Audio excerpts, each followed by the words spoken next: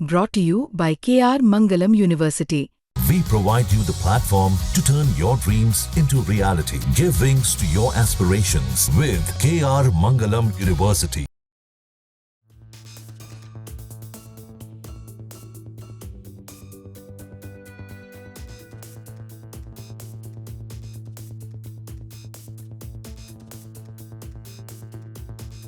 कभी धमकियां, कभी डील, कभी टैरिफ वॉर, तो कभी डिप्लोमेटिक ड्रामा। अमेरिका और चीन के रिश्तों की स्क्रिप्ट में यू टर्न अब आम बात हो चुकी है।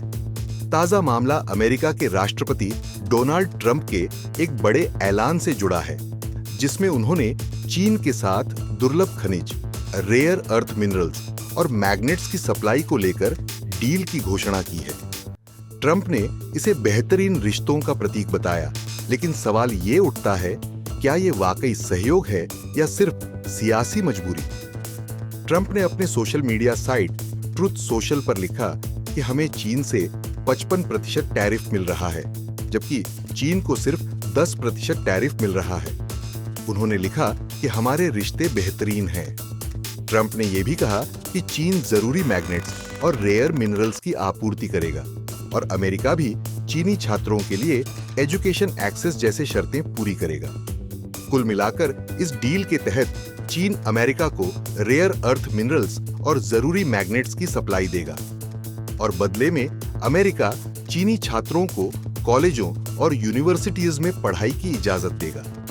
साथ ही अमेरिका अब चीन से आने वाले सामानों पर कुल 55% टैक्स वसूलेगा, जिसमें 10% बेसलाइन टैरिफ, 20% फेंटानाइल तस्करी के खिलाफ, 25% पहले से लागू टैरिफ, जबकि चीन सिर्फ 10% टैक्स लगाएगा। अब ऐसे में सवाल उठता है कि क्या ये सच में डील है या सिर्फ दिखावा? क्योंकि अभी कुछ समय पहले तक ट्रंप चीन को फेंटानाइल सप्लाई का दोषी बताते हुए कठोर बयान दे रहे थे। वहीं अब वही ट्रंप चीन से जरूरी खनिज लेने के लिए डील कर रहे हैं। अमेरिका के लिए चीन अब फिर से जरूरी बन गया है, तकनीक के लिए, बैटरियों के लिए, डिफेंस प्रोडक्ट्स के लिए। दूसरी तरफ चीन भी जानता है कि उसके लाखों छात्रों के लिए अमेरिकी यूनिवर्सिटी का रास्ता खुलना कितना बड़ा फायदा है और इसीलिए वो खनिज की डील के बदले में ये छूट देने को तैयार दिखता है।